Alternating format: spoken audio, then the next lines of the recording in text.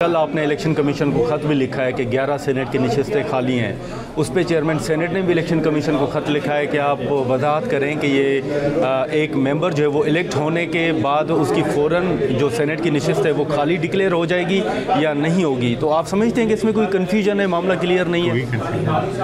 कोई कन्फ्यूजन नहीं है। चेयरमैन सेनेट सादिक संजरानी साहब इस वक्त सेनेट के मेंबर नहीं है और मैंने उनका नाम उस लिस्ट में इंक्लूड किया है।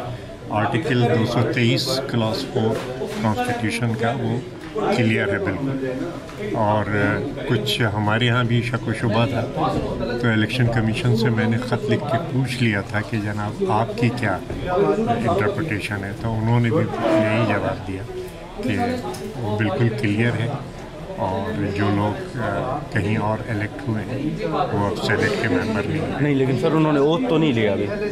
ओथ लेने की बात नहीं है। जिस वक्त आप 223 क्लियर है, आपका नोटिफिकेशन अगर हुआ दूसरी जमात का, आपकी सीट खत्म। अच्छा, तो आपको इलेक्शन कमीशन का जवाब भी मौसूल हो गया?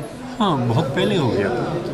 अच्छा, रिटन में या वर्बली कन्वे हुआ है? नहीं, वो मैंने लिख के पूछा, उन्होंने लिख के जवाब। अच्छा, तो आपके मुताबिक अभी सादिक संजरानी साहब चेयरमैन नहीं है? 11 सेनेटर हैं कि जो नहीं है इस वक्त। और बहुत सारी सीटें तो बहुत पहले खाली थी। शौकत तरीन साहब की, बिल्कुल, काकड़ साहब की, राना मकबूल साहब का। तो मोहतरम चेयरमैन को इन 3 पे तो पहले करा लेना चाहिए। ये तो बहुत पहले से